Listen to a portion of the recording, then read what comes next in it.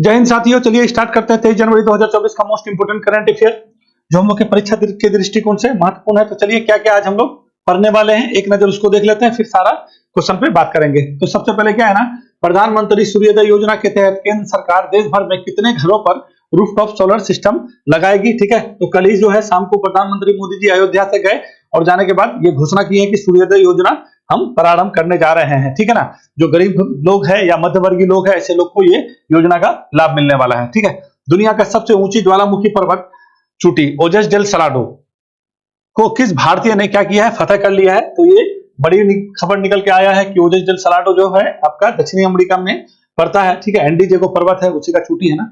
उसके बाद पराक्रम दिवस कब मनाया जाता है, तो ठीक है, सुभाष चंद्र बोस को तो आप लोग भली भांति जानते होंगे और ये दिवस आपका 2021 से मनाया जाता है। अभी हम इसके बारे में बात करते हैं।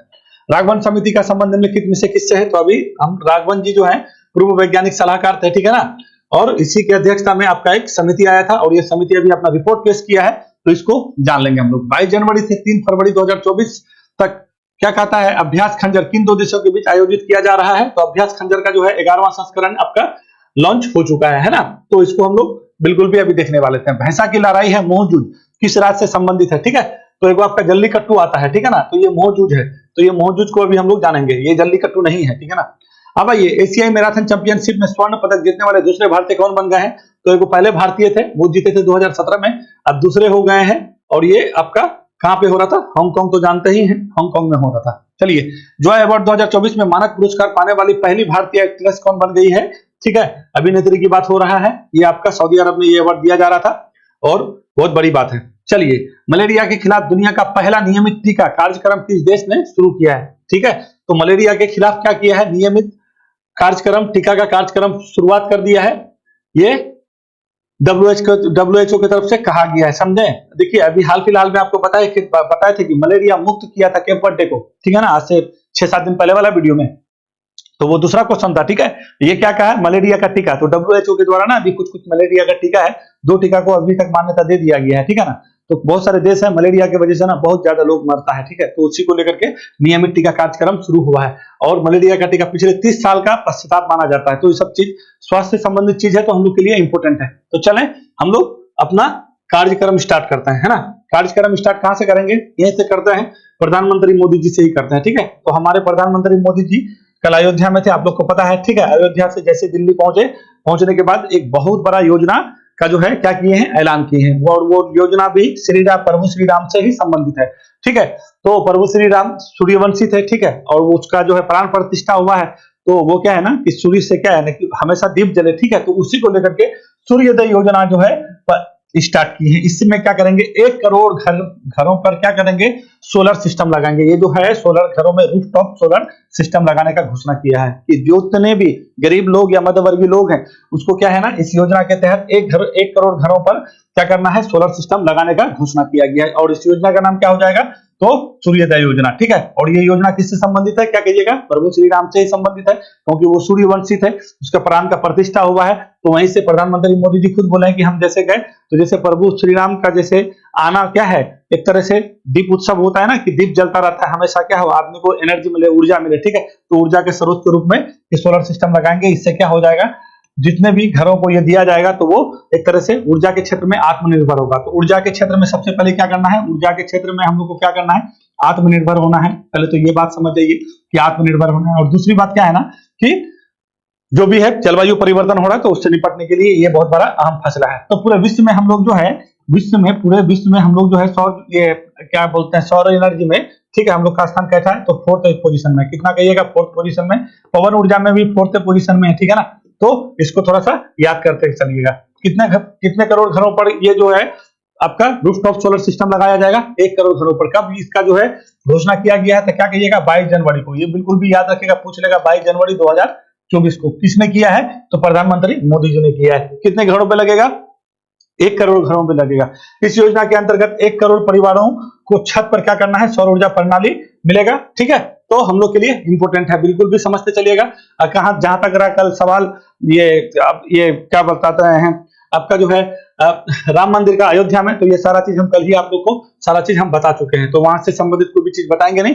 फिर टाइमिंग का किलिंग हो जाता है। चलिए, दुनिया का सबसे ऊंचा ज्वालामुखी पर्वत चोटी कौन है? ओजेस डेल सलाडो।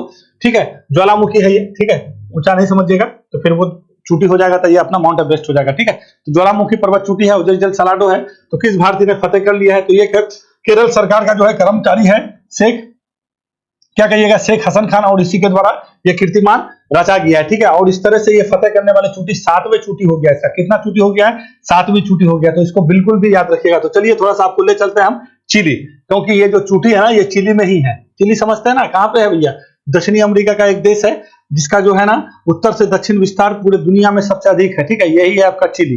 ठीक है, चिली का राजधानी कहाँ है? सैंटियागो है। तो इसी चिली में आपका पड़ता है क्या? ओजेस डेल सलाडो। और एक चीज आप यहाँ पे याद रख सकते हैं, क्या क्या एशिया से बाहर दुनिया की सबसे सर्वोच्च चोटी आपका चिली में ही है। ठीक है, तो ये भी आप याद समझ सकते हैं। और यहाँ पे एक पर्वतमाला है, कौन? एंडीज पर्वतमाला है। ठीक है, और इसका सबसे सर्वोच्च चोटी अगर कहेगा तो एकांकागुआ कहिएगा। क्या कहिएगा? एकांकागुआ। ठीक है, तो एकांकागुआ को भी आप याद रख सकते हैं। ठीक है, एशिया के बाहर यानी एशिया महादेश के बाहर सबसे ऊंची चोटी अगर कहेगा तो क्या कहिएगा? दक्षिणी अमेरिका महाद्वीप में है। और वो कौन सा चोटी, कौन सा इस पे है पर्वत श्रृंखला पे? एंडीज पे। कौन सा? एकांकागुआ है। तो वहीं का एक ज्वालामुखी पर्वत है ओजेस डेल सलाडो, जो चिली में पड़ता है। ठीक है, इसी पे जो है फतेह किए हैं। कौन किए हैं भाई? तो केरल सरकार के जो है सरकारी कर्मचारी हैं, इसी के द्वारा ये आपका फतेह किया गया है। तो समझ गए हैं। यहाँ पे आपका कुछ देश है, बता दें क्या? देखिए, ये अर्जेंटीना है। अर्जेंटीना के राष्ट्रपति कौन बने हैं? जेवियर माइली हैं। और यही के थे अर्जेंटीना के कौन है? लियोनेल मेसी, जिसको अभी फीफा ऑफ द ईयर 2023 का पुरस्कार दिया गया है। यही के है ना। तो और यही अर्जेंटीना क्या किए हैं? ब्रिक्स में शामिल होने वाला था 6 देश, जिसमें से एक देश बोला, जेवियर माइली बोला यानी अर्जेंटीना बोला कि हम इसमें शामिल नहीं होंगे। ठीक है, तो इसी तरह से ब्रिक्स में इस बार नया सदस्य जो 1 जनवरी 2020 से बना है, 2024 से बना है, तो 5 देश ही बना है। 5 पहले था, 5 अभी है। अभी कितना हो गया? 10 हो गया। तो अर्जेंटीना इसमें बाहर नहीं हुआ है। और एक सब यहाँ पे आप सवाल ले सकते हैं कि अर्जेंटीना में जो है ना अभी यहाँ का मुद्रा का अवमूल्यन कर दिया है और यूएस डॉलर को अपना लिया है। कौन सा? यूएस डॉलर को अपना लिया है। ठीक है, तो जेवियर माइली को बिल्कुल भी यहाँ पे याद रखेगा। तो यही आपका चिली सबसे लंबा है। और यहाँ पे पर्वतमाला है आपका एंडीज पर्वतमाला, एकदम ऐसे बहुत बड़ा विस्तार है। ठीक है ना। तो अभी आपको यहाँ पे इक्वाडोर के बारे में हम बताए थे कि इक्वाडोर में क्या लग गया है भाई? आपातकाल की घोषणा हुआ है 60 दिन के लिए। क्यों हुआ है? यहाँ का एक जो है ना ड्रग्स माफिया है, सबसे बहुत बड़ा गुंडा है फिटो। ठीक है, इसके बारे में बिल्कुल भी हम आपको बताए थे। इधर से इक्वाडोर से गुजरता है कौन सा? तो इक्वेटर। और इधर से गुजरता है कौन? मकर रेखा। तो मकर रेखा चिली से गुजरता है, तो कहिएगा कि हाँ गुजरता है। कौन कौन देश से? चिली से गुजरता है, अर्जेंटीना से गुजरता है, पराग्वे से गुजरता है, फिर आपका ब्राजील से गुजरता है। ठीक है, तो ये आपका मकर रेखा की स्थिति है। दक्षिण अमेरिका महादेश से 2 रेखा गुजरता है, एगो विषुवत रेखा और एगो मकर रेखा। ठीक है, तो मकर रेखा चिली से गुजरता है, हाँ गुजरता है। और कर 0 डिग्री गुजरता है, विषुवत रेखा गुजरता है तो नहीं गुजरता है। ठीक है, तो इतना तो बात समझते चलिए, फिर आपको हम समझाते चलते हैं चीजों को। चलिए, तो दुनिया का ये है आपका दक्षिण अमेरिका के एंडीज में जो है सबसे ऊंची ज्वालामुखी है कौन सा भैया? तो ज्वालामुखी पर्वत है ओजेस डेल सलाडो। और यह के फतेह कर लिए कौन? शेख हसन खान। और इसकी ऊंचाई कितना है? तो क्या कहिएगा? 22,600 फुट इसका जो है अधिक ऊंचाई है, उससे अधिक ऊंचाई है। ठीक है ना। हसन खान द्वारा फतेह की जाने वाली ये जो है 7वीं चोटी। अभी बताए थे आपको हाल फिलहाल में आपका जो है आर्कटिक मतलब अंटार्कटिक महाद्वीप में एक चोटी है। ठीक है, मानसिफ करके, तो वहीं पे भी अभी फतेह किए थे हाल फिलहाल में किए थे। 10-12 दिन का वीडियो होगा, उसमें हम आपको बताए थे शेख हसन के बारे में। ये कहाँ के हैं? तो क्या कहिएगा? ये केरल के हैं। कहाँ के हैं भैया? ये केरल के हैं। तो क्या है? राज्य सरकार का कर्मचारी है। ठीक है, इसी के द्वारा ये सब काम किया जा रहा है। और ये उसकी 7वीं सबसे ऊंची चोटी है जो फतेह किया है। और यहाँ पे किए क्या है? ये तो जलवायु परिवर्तन के बारे में सबसे ज्यादा ये बोले हैं। ठीक है, जो COP28 हुआ था वहां से संबंधित जलवायु परिवर्तन कैसे हो रहा है, ठीक है, इसके खतरे से कैसे बचाया जाए। ठीक है, मेन इसी का जो है प्रचार प्रसार उसको करना मेन उद्देश्य है। तो हम जलवायु परिवर्तन से संबंधित चीज है तो हम लोग को जानना जरूरी है। आगे चलते हैं, अगला क्वेश्चन सुनिए। पराक्रम दिवस कब मनाया जाता है? बिल्कुल भी याद रखिएगा, पराक्रम दिवस जानते ना, पराक्रम। ठीक है, तो पराक्रम दिवस मनाते हैं हम लोग भैया 23 जनवरी को। और कब से मनाते हैं? ये 2021 से मनाते हैं। क्यों मनाते हैं? ठीक है, तो इसको मनाने का मतलब ये है स्वतंत्रता संग्राम में महत्वपूर्ण भूमिका निभाने वाले स्वाधीनता सेनानी के योगदान का विधिवत सम्मान करने के लिए नेताजी सुभाष चंद्र बोस के जयंती पर 23 जनवरी को यानी 2021 से पराक्रम दिवस मनाते हैं। समझ गए कि स्वतंत्रता संग्राम में जो भी महत्वपूर्ण भूमिका निभाए स्वाधीनता सेनानी उसी को जो है विधिवत सम्मान देने के लिए सुभाष चंद्र बोस के जयंती पर 21 जनवरी को क्या करते हैं?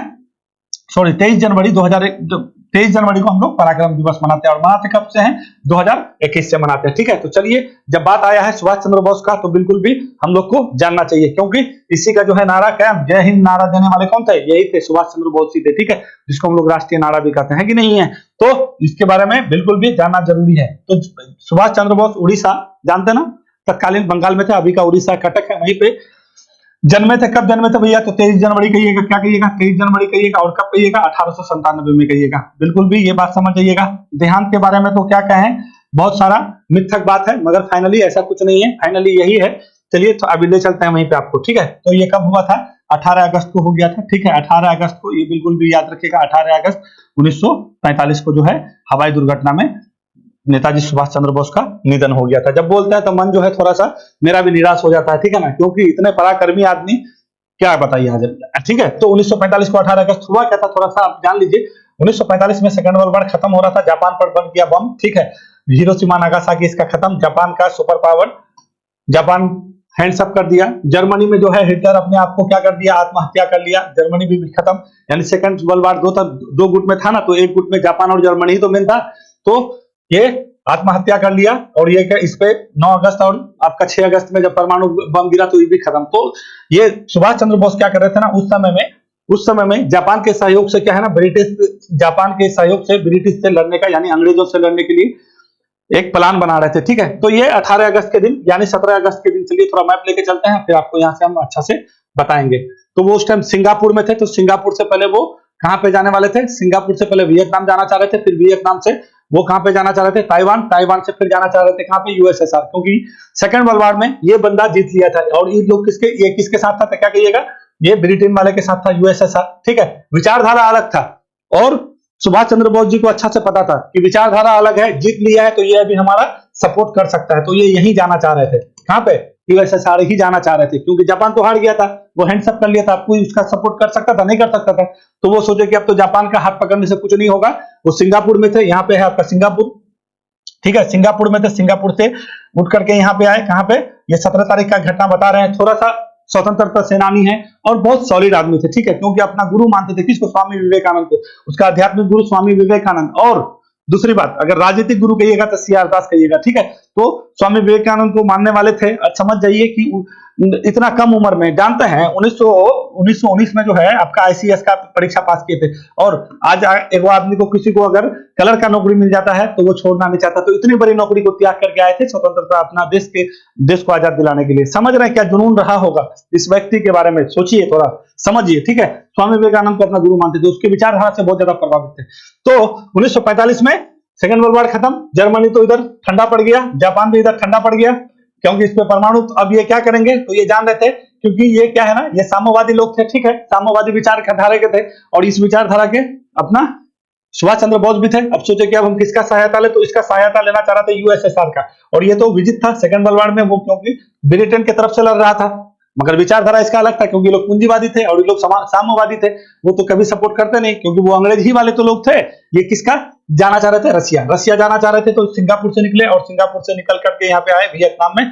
वियतनाम का एक शहर है यहाँ पे, ठीक है, बहुत बड़ा शहर है। ठीक है, इस शहर से यहाँ से निकले, और ये क्या सोचे कि पहले हम क्या करते हैं, पहले हम ताइवान जाएंगे, फार्मोसा, जिसको आज ताइपे कहते हैं। ताइपे का नाम सुने होगा, ताइपे। ठीक है, पहले इसका नाम फार्मोसा था। ठीक है, यहाँ पे इसका ये जो है ना हवाई जहाज, जो उसको जो है ना बॉम्बिंग कहा जाता है, उसमें बहुत ज्यादा हथियार था उस वाले हवाई जहाज में। इसके साथ एक ठो आपके व्यक्ति थे, बड़ा बढ़िया नाम था, वही लास्ट में बचा था। फाइनली उसी के रिपोर्ट के आधार पर कहा गया कि हवाई दुर्घटना में सुभाष चंद्र बोस मारे गए थे। क्या नाम? हबीबुर रहमान था। ठीक है, हबीबुर रहमान, साथ में अगर आपको पूछ सकता है, हबीबुर रहमान था। ठीक है, कि सुभाष चंद्र बोस के साथ जो है विमान में कौन बैठे थे, तो हबीबुर रहमान थे। यहाँ से फ्लाइट क्या है, 18 तारीख को, 18 अगस्त को यहाँ से निकलना चाह रहा था, किसके लिए? रशिया के लिए। ठीक है, और फाइनली 18 अगस्त के दिन जो है इसका फ्लाइट क्या हो गया, यहाँ पे जो है जैसे ही फार्मोसा से निकला, उसके कुछ दूरी बाद में ही जाकर के बहुत ज्यादा आवाज हुआ, और पता चला कि यहाँ पे सुभाष चंद्र बोस का मृत्यु हो गया। तो ये घटना कब का है? 18 अगस्त 1945 का। बिल्कुल भी जानते चलिएगा, ये सुभाष चंद्र बोस का बहुत ज्यादा लंबा कहानी होगा, बस सिर्फ आपको हम यहाँ तक का कहानी पहुंचा दिए हैं, उससे पहले का हम कहानी नहीं बताएंगे, नहीं तो बहुत फिर आपको हिस्ट्री पढ़ना पड़ जाएगा। ठीक है ना, तो चलिए, तो सुभाष चंद्र बोस कुछ काम किए हैं, उस काम को हम आपको थोड़ा सा समझा देते हैं। तो ये जान लीजिए कि सुभाष चंद्र बोस सबसे पहले, आपको तो बोल ही दिया, 1919 को अपना जो है एग्जाम पास की। एग्जाम पास करने के बाद फिर क्या करती है, नौकरी छोड़ दी है। छोड़ने के बाद 1920 में असहयोग आंदोलन में आके जुड़े और कांग्रेस के एक सक्रिय नेता रहे और कांग्रेस के अध्यक्ष भी किए। 2-3 उसका अध्यक्ष का बहुत पूछता है आपको, तो ये याद रखिएगा 1938 का अध्यक्ष था जो है उसी के पास था। और ये कहाँ पे हो रहा था, क्या कहिएगा, हरिपुरा में हो रहा था। हरिपुरा कहाँ है, तो क्या कहिएगा, गुजरात में है। ठीक है, ये आपका कांग्रेस अधिवेशन बहुत पूछता है। फिर 1939 में 1939 वाला अधिवेशन भी हुआ था और इसमें जो है गांधी जी समर्थित माने जाते हैं, पिताजी सितारमैया, तो उसको पराजित कर मतलब हरा दिए थे, यानी गांधी जी को हरा दिए थे समझिए। ठीक है, और ये आपका त्रिपुरी अधिवेशन था। ठीक है, तो फाइनली जो कांग्रेस के कार्यकारिणी परिषद थे तो सारे लोग गांधी जी को ही फॉलो करते थे कोई इसका, तो इससे जो है ना नाराज थे। तो इससे को देखते हुए ये सुभाष चंद्र बोस 1939 में क्या कर दिए, कांग्रेस छोड़ दिए और अपना 1939 को ही फॉरवर्ड ब्लॉक का स्थापना किए थे। तो फॉरवर्ड ब्लॉक का याद रखिएगा, फॉरवर्ड ब्लॉक का स्थापना कब किए थे, 1939 में। आजाद हिंद फौज का स्थापना 1900 आईएनए, जिसके बारे में अभी आपको बताता है। देखिए ये आईएनए का बहुत विवाद है, विवाद नहीं समझिएगा। इस आईएनए को सबसे पहले ना जापान में आपको जो है स्थापना किया गया था। ठीक है, राजबिहारी बोस के द्वारा। उससे पहले भी एक थे। ठीक है, तो उसी को फिर अच्छा के तरीके से 1942 में ये जो है आजाद हिंद फौज का स्थापना की और आजाद हिंद सरकार का स्थापना 1943 में किए थे। ठीक है, और जिसके राष्ट्रपति वो खुद बने थे। ठीक है ना, तो ये से अपने जो है फौज को बोले थे दिल्ली चलो का नारा दिया था। ठीक है, तो ये 2-3 चीज याद रखेगा 1942 वाला। फिर और इसी आजाद हिंद आईएनए का ही कुछ सैनिक थे जिसके शाहनवाज नाम रखिएगा, शाहनवाज। ठीक है, ढिल्लो, सहगल। ठीक है, तो इन लोग पर जो है ना आपका क्या कहिएगा, 5 नवंबर की बात है। हाँ, 5 नवंबर। ठीक है, 1900 कितना कहिएगा, 1945 को जो है 5 नवंबर 1945 को लाल किला में मुकदमा चला था। ठीक है, 3 आदमी पर। क्या कहिएगा, जैसे ही सुभाष चंद्र बोस का मृत्यु हो जाता है क्या तारीख को, 18 अगस्त 1945 को, उसके बाद जो है 5 नवंबर 1945 को ये 3 व्यक्ति पर जो आईएनए के जो है सैनिक थे। ठीक है ना, आईएनए के तो बहुत सारे सैनिक थे, लगभग 25,000 सैनिक थे। ठीक है, सारे पे अंग्रेज जो है मुकदमा चलाना चाह रहा था। ठीक है ना, तो इस 3 आदमी का याद नाम रखेगा। शाहनवाज के बारे में पूछता है। ठीक है, सहगल के बारे में, प्रेम सिंह सहगल, और ढिल्लो के बारे में पूछता है। और कांग्रेस के द्वारा जो इसका बचाव के लिए एक जो है वकीलों का जो कमेटी बनाया गया था। ठीक है, उसमें तेज बहादुर सप्रू था। ठीक है, भोलू भाई देसाई था। उसके बाद आपका ये क्या बोलते हैं, हाँ, भोलू भाई देसाई हो गए। उसके बाद जवाहरलाल नेहरू हो गए। ठीक है, और उसके बाद और कौन थे, हाँ, असफ अली थे। ठीक है, तो इन लोग के नेतृत्व में एक आपका कांग्रेस के द्वारा कमेटी बनाया गया था वकीलों का। तो यहाँ पे भी आप ये 3 चीज याद रख सकते हैं। ठीक है, तो यहाँ पे लाल किला पे, तो लाल किला पे किस पे मुकदमा चला था 5 नवंबर 1945 को, तो ये 3 आदमी का नाम याद रखिएगा, सहगल, उसके बाद ढिल्लो और शाहनवाज। ठीक है, तीनों अलग अलग कम्युनिटी के थे और पूरा देश एकजुट हो गया था उस समय में। और इसका जो है भोलू भाई देसाई पूरे वकीलों का जो है नेतृत्व करते थे। ठीक है, इसमें से 3-4 वकील का जवाहरलाल नेहरू, कटजू थे। ठीक है, भोलू भाई देसाई थे। ठीक है, तेज बहादुर सप्रू थे। ठीक है ना, तो ये लोग का नाम, उसके बाद असफ अली थे। ठीक है ना, ये सब का नाम याद रखिएगा। तो इतना सारा चीज है इंपोर्टेंट सुभाष चंद्र बोस के बारे में। तो इसी को याद करते हुए हम लोग पराक्रम दिवस मनाते हैं। भैया बहुत जबरदस्त आदमी थे। ठीक है, और ऐसे व्यक्तित्व के बारे में किसी को जानिए नहीं जानिए, मगर ऐसे व्यक्तित्व के बारे में जानिए जो आपको अपने आगे के लिए जो है एक आपको जो है रास्ता दिखाएगा। समझ रहे हैं, तो देश के लिए समर्पित थे और फाइनली इसका मृत्यु हो जाता है। कब कहिएगा, तो 1945 को। कब, 18 अगस्त को। ठीक है, स्वतंत्रता संग्राम को महत्वपूर्ण भूमिका निभाने वाले योगदान को विधिवत देने के लिए तो ये आपका हो जाएंगे कौन, सुभाष चंद्र बोस। ठीक है ना, चलिए पराक्रम दिवस कब से मनाते, एक चीज तो आपको बताया नहीं है, पराक्रम दिवस तो 2022 में जानते हैं। तो 2022 में सुभाष चंद्र बोस का जो है एक प्रतिमा का अनावरण किया गया था। 30 फीट का प्रतिमा है। ठीक है, अरुण योगी राज के द्वारा बनाया गया। जो प्रतिमा आज आप देख रहे हैं ना, कहाँ पे, अब हम लोग का जो है प्रभु श्री राम का जो है 5 वर्ष का जो है बाल्यावस्था को जो दर्शाया गया है राम मंदिर में, जो आपका जो है प्रतिमा जो बनाया गया है, मूर्ति बनाया गया है अरुण योगी राज के द्वारा, उसी के द्वारा सुभाष चंद्र बोस का प्रतिमा बनाया गया था। ठीक है, 30 फीट ऊंचा, जो आपका कहाँ पे, इंडिया गेट में लगा है। ठीक है, तो अरुण योगी राज स्पेशल है। ठीक है, तो इसका भी प्रतिमा बना, शंकराचार्य का भी बनाए थे और फाइनली अभी भगवान श्री राम का भी मूर्ति उसी ने बनाया है। ठीक है, चले, मेरे हिसाब से बात क्लियर है। तो कितना ऊंचा, फिट 30 फीट ऊंचा प्रतिमा लगा, 2022 में कहां पे लगा है, इंडिया गेट के पास लगा है। ठीक है, राघवन समिति का संबंध निम्नलिखित में से किससे है, तो राघवन समिति, ये राघवन जी कौन थे, इसी की अध्यक्षता में एक समिति का स्थापना हुआ था आपका 2023 में। ठीक है, और ये क्या है, पूर्व वैज्ञानिक सलाहकार रहे हैं। ठीक है ना, इसी की अध्यक्षता में एक कमेटी बनाया गया था, किसके कामकाज को देखने के लिए, डीआरडीओ। तो जानते हैं डीआरडीओ का स्थापना 1958 में हुआ है। जितने भी डिफेंस सिस्टम का सारा चीज है तो यही करता है, डिफेंस रिसर्च है ना, डेवलपमेंट ऑर्गेनाइजेशन यही करता है। तो डीआरडीओ का कामकाज को देखने के लिए 9 सदस्यीय समिति का गठन किया गया 2023 में। उसके क्यों भैया, तो कामकाज का समीक्षा के लिए। और इस समिति द्वारा जो है अभी आपका जो है रिपोर्ट पेश किया गया। इसमें क्या क्या कहा गया है कि रक्षा प्रौद्योगिकी परिषद का गठन की बात कहा गया। एक परिषद होगा जिसका नाम होगा रक्षा प्रौद्योगिकी परिषद, और इसके अध्यक्ष कौन होंगे, तो क्या कहिएगा, प्रधानमंत्री होंगे। ठीक है, प्रधानमंत्री के साथ साथ जो एनएसए है अजीत डोभाल जी होंगे, उसके बाद रक्षा मंत्री जो होंगे वो होंगे इसके सदस्य। ठीक है, यानी उसको उपाध्यक्ष कहिए। ठीक है, अध्यक्ष होंगे प्रधानमंत्री, उपाध्यक्ष दो होंगे एनएसए होंगे, और एक व्यक्ति को जोड़ लीजिएगा रक्षा मंत्री, और इसमें और एक समिति होगा। ठीक है, तो ये सारे चीज के लिए रिपोर्ट सिफारिश किया है, इसी वजह से हम लोग के लिए इंपोर्टेंट है राघवन समिति। तो राघवन समिति का संबंध किससे हो जाएगा, डीआरडीओ से। डीआरडीओ का स्थापना कौन है, 1958 में। अभी इसके प्रमुख कौन है, तो समीर भी कामत है। ठीक है, इसका हेडक्वार्टर कहाँ है, दिल्ली में।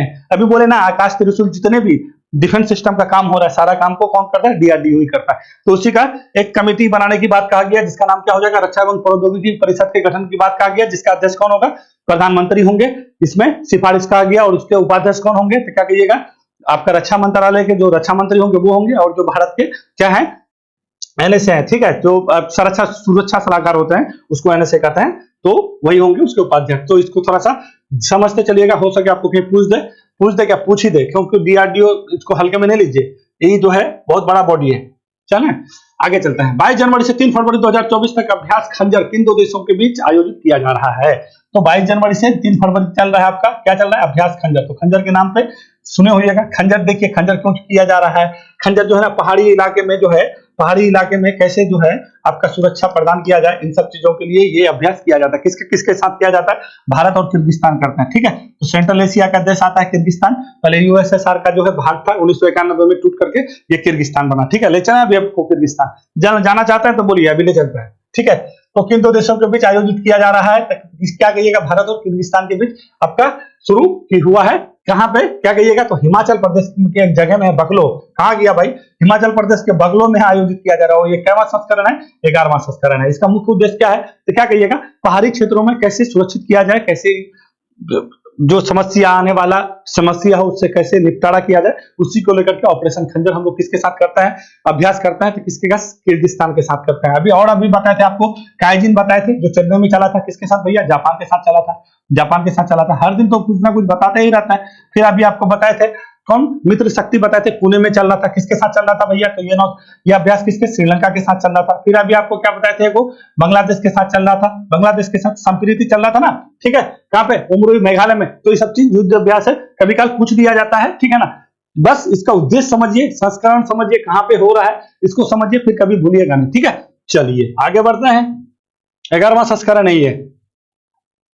अगला क्वेश्चन है, आइए, भैंसों की लड़ाई मौजूद किस राज्य से संबंधित है। देखिए, ये भैंसों की लड़ाई किया जाता है, और ये कहां किया जाता है, तो असम के ये जिला है नागांव। ठीक है, नागांव जिला में ये मौजूद ये भैंसा का जो है लड़ाई किया जाता है। और कब किया जाता है, तो अभी आपको बताया था ना, माघ बिहू। माघ बिहू क्या है कि जो है आपका जो नया फसल का जो त्योहार होता है उसी को बोलते हैं माघ बिहू। तो माघ बिहू के अवसर पर, माघ बिहू के अवसर पर ये आपका नागांव जिले में ये आयोजित किया जाता था। तो क्या किया, 2015 में ना सुप्रीम कोर्ट द्वारा इसको बैन कर दिया गया था। ठीक है, क्यों बैन कर दिया गया था, आपको बताए थे, जल्लीकट्टू हो या फिर कंबाला हो, सब जल्लीकट्टू तमिलनाडु में करता, उस टाइम उस पर भी बैन लगा था। ठीक है, कंबाला, तो इस सब पे बैन लगा था। क्यों, कि पशु क्रूरता अधिनियम के तहत कि पशु के साथ अत्याचार होता है, तो इसी को लेके बैन कर दिया गया था। फिर क्या किया है, असम सरकार द्वारा 9 वर्ष के बाद क्या कर दिया, इसको हरी झंडा दिखा दिया है कि नहीं, ये जो आयोजन है भैंसा की लड़ाई है, इसको फिर से आप आयोजित कर सकते हैं। ठीक है, तो आपका आ गया है चर्चा में। तो ये बिल्कुल भी याद रखिएगा, क्योंकि जल्लीकट्टू से बहुत बार क्वेश्चन आपको पूछ लिया जाता है। तो जल्लीकट्टू कहाँ, तमिलनाडु, कंबाला कहाँ पे, कर्नाटक। और भैंसा की लड़ाई कौन, मौजूद कहेगा तो क्या कहिएगा, असम कहिएगा। और उसको असम सरकार क्या कर दिया है, फिर से आयोजित करने की अनुमति दे दिया है। कितने साल बाद, 9 वर्ष बाद। इसको बैन कब कर दिया गया था, 2015 में। तो हम लोग के लिए इंपोर्टेंट हुआ कि नहीं हुआ, बिल्कुल भी हुआ। ठीक है, तो ये बिल्कुल भी जानते रहिए। अभी असम वैभव पुरस्कार के बारे में बताए थे, किसको, रंजन गोगोई की दिए हैं। असम में जो है अभी आपका जो है करबी महोत्सव 50वां फेस्टिवल हो रहा है, ये भी बताए थे। अभी आपको बताए थे वहां पे आपका असम में ही आपका जो है एसएसबी का 60वां स्थापना दिवस हुआ है। फिर आपका जो है राष्ट्रपति जी द्रौपदी मुर्मू मिजोरम गई थी, मिजोरम खेल का जो है 5वां संस्करण का उद्घाटन किया है ये। उसके बाद और याद रखिए, गृह मंत्री जी अब क्या बोले हैं, म्यांमार के सीमा के पास हम लोग क्या करने वाले हैं, हम लोग जो है घेरा लगाने वाले हैं। तो याद रखिएगा कि कौन, अगर पूछ देगा कि कौन ऐसा देश है जो है बॉर्डर में, क्या बांग्लादेश के तरह वहां पे भी घेरा लगाने वाले हैं कि कोई भी आदमी ऐसे आना जाना नहीं कर सकता है। तो कौन, तो क्या कहिएगा, म्यांमार के सीमा के पास हम लोग घेरा लगाने, बाड़ लगाने वाले हैं। ठीक है, तो ये 3-4 चीज याद रखिएगा, है कि नहीं है। चलिए आगे चले। तो क्या है, असम के नमा गांव में ये कार्यक्रम आयोजित होता है।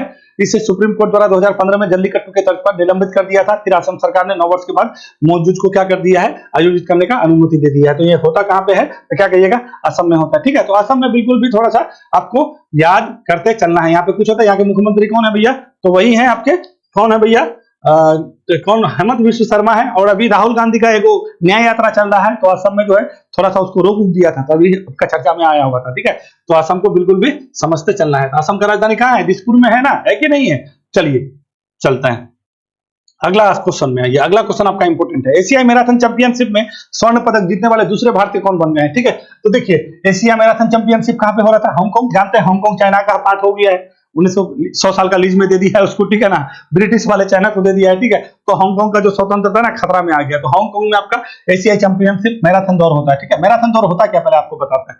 हांगकांग में तो हो गया, ये तो बात क्लियर है। अब ये होता क्या है, ये होता है ना, एक बहुत लंबा दौड़ होता है। ठीक है, बहुत लंबा दौड़ होता है। और लॉन्ग दौड़ कितना होता है, यानी 42.195 किलोमीटर कहिए, या 26 मील 385 गज होता है। ठीक है, इतना याद रखेगा, इतना गज की दौड़ होता है। और इस दौड़ को दौड़ना पड़ता है, समझे।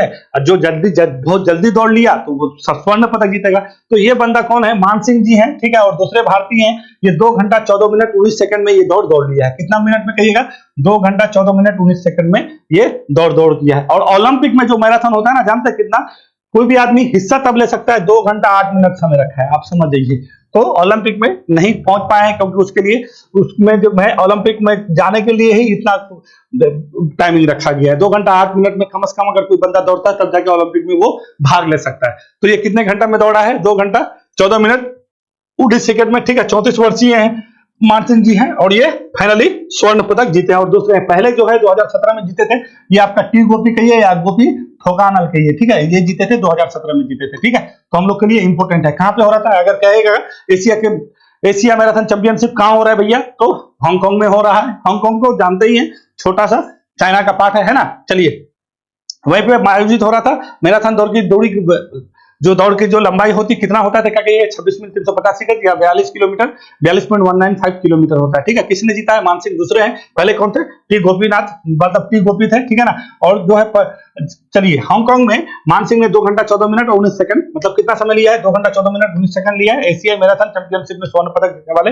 दूसरे भारतीय बन गए हैं। ठीक है ना, तो चलें एकदम समझते चलिए, फिर आपको याद होने में कोई भी लेट नहीं लगेगा। अब आइए, जॉय अवार्ड 2024 में मानद पुरस्कार पाने वाली पहली भारतीय एक्ट्रेस कौन थी। अभी जो है ना, ये आलिया भट्ट है, इसको जो है पहली मिली है। ठीक है, सऊदी अरब के आपका रियाद में जो है ये फेस्टिवल चल रहा था, ये मतलब आयोजन हो रहा था रियाद में। कहाँ पे पड़ता है, सऊदी अरब में पड़ता है। और इसका ये जो शहरी है ना, बहुत ज्यादा चर्चा में आया हुआ है। ठीक है, अगर आप लोग मोबाइल चलाते होंगे तो पता ही होगा, बीबीसी खोलिएगा तो वहां पे आपको दिखेगा, इसके सारी के बारे में बहुत टीका टिप्पणी हो रहा है। अब इसके सारे में क्या है नहीं है हमको तो नहीं पता है, मगर बहुत ज्यादा जो है सुर्खी बटोर रही है। ठीक है ना, तो अभी ये वहां पे भी गई थी, अयोध्या में भी आई थी रणबीर कपूर के साथ। रणबीर कपूर की ये बीवी है। ठीक है ना, तो इसी को जो है ये पुरस्कार दिया गया। देखिए, ये पुरस्कार जो है पुरुष में बहुत लोग को मिला है, बहुत लोग को तो ज्यादा नहीं कहिएगा। अमिताभ बच्चन को मिला है। ठीक है, अमिताभ बच्चन को मिला है, सलमान खान को मिला है, शाहरुख खान को मिला है। और महिला में पाने वाली, अभिनेत्री में पाने वाली पहली जो है कौन है, तो आलिया भट्ट है। ठीक है, तो इसका फिल्म सब आते रहता है। अभी आपको कठियावाड़ फिल्म था, इसको जो है पुरस्कार भी दिया गया था आलिया भट्ट को, तो आप लोग जानते हैं। आलिया भट्ट को सऊदी अरब के रियाद में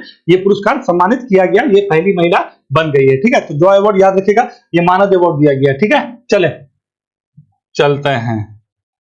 अब आइए, मलेरिया के खिलाफ दुनिया का पहला नियमित टीका कार्यक्रम किस देश में शुरू किया गया। ठीक है, तो मलेरिया के खिलाफ जो है पहला आपका जो है नियमित टीका कार्यक्रम, देखिए ये जो है ना टीका के बारे में 30 साल तक ये आपका WHO इस पे WHO जो है 30 साल का इसका मेहनत है। तो दो टीका को अब तक मान्यता प्राप्त हुआ है, और ये आपका मलेरिया का टीका सक्सेस हुआ है। एक कौन सा कहिएगा, R21 मैट्रिक्स है, और दूसरा कौन है, तो मैस्क्यूलिज है। ठीक है, इन दोनों को आपका WHO के द्वारा मान्यता दे दिया गया है कि नहीं, ये टीका मलेरिया के लिए किया जा सकता है। और नियमित टीका कार्यक्रम शुरू करने वाले पहले देश हो गए कैमरून। ठीक है, अफ्रीका का देश है। अफ्रीका महादेश के बारे में अभी आपको हम बताते हैं। यहाँ पे ना प्रति वर्ष 6 लाख से अधिक जो है आदमी जो है ना आपका मलेरिया से मरता है।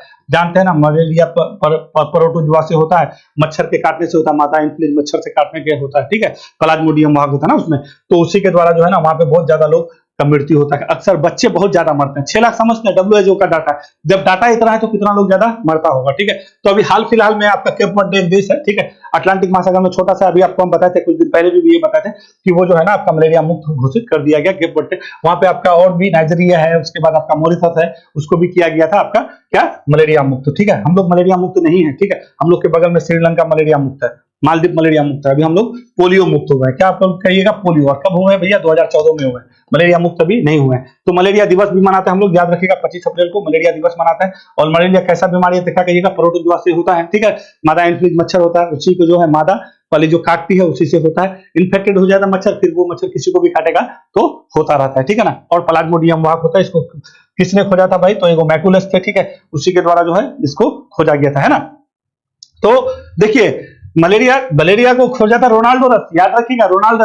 मैकुलस जो है उसका प्लाज्मोडियम जो परजीवी से होता है उसके बारे में कहा था, ठीक है ना। तो ये दो आदमी का नाम अक्सर आपको कंफ्यूजन के लिए पूछ देगा तो फंस जाइएगा। तो ऐसा कार्यक्रम शुरू करने वाले कैमरून पहले देश हो गए, ठीक है ना।